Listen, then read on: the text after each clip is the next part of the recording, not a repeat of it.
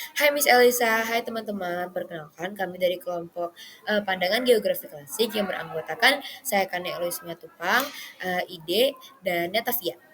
Selamat menyaksikan presentasi kami. Menurut Herodotus, hubungan perkembangan masyarakat sangat erat dengan faktor-faktor geografi.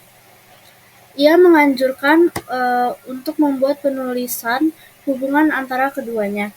Pada 450 sebelum Masehi, eh, ia membuat peta dan membagi bumi menjadi 3 bagian, yaitu Eropa, Asia, dan Libya.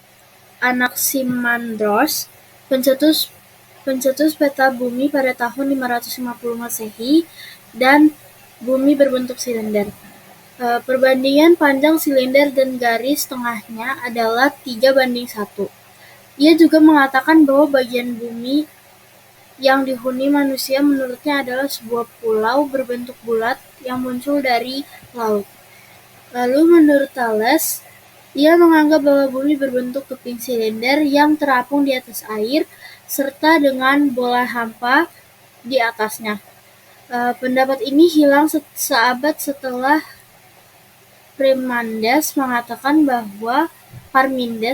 bahwa bumi itu berbentuk bulat. Lalu menurut Ptolemeus, dalam geografi, setelah mengungkapkan definisi geografi sebagai suatu penyajian dengan peta dari sebagian permukaan bumi yang menunjukkan kenampakan umum yang terdapat padanya. Bumi menjadi pusat alam semesta dan semua binatang yang berada pada jarak tertentu tersebut juga tidak jauh dari pusatnya.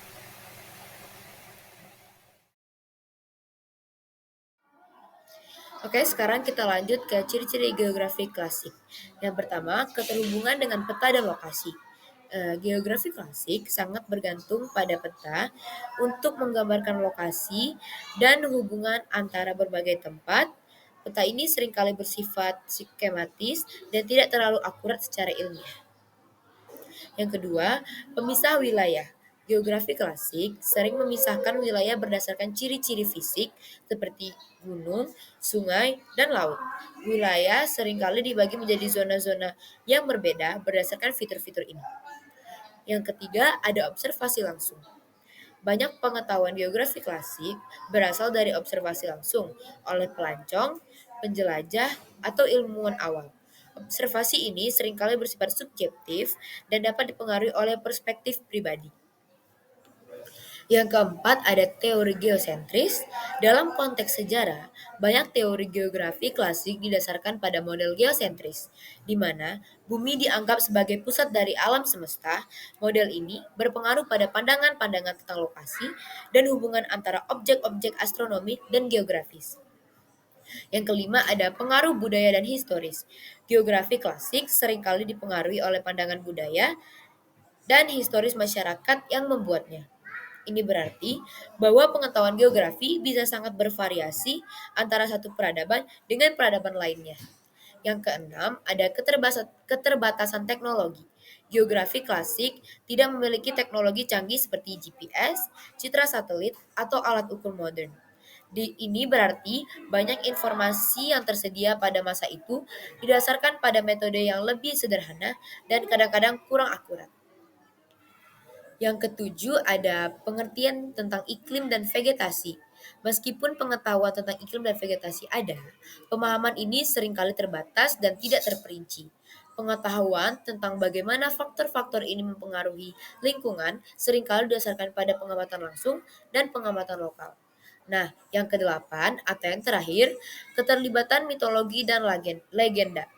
Geografi klasik seringkali dipengaruhi oleh mitologi dan legenda lokal yang bisa membentuk cara pandang terhadap berbagai lokasi dan fitur geografis. Kita punya soal nih teman-teman. Yang pertama, berdasarkan materi di atas, teori geosentris dikemukakan oleh.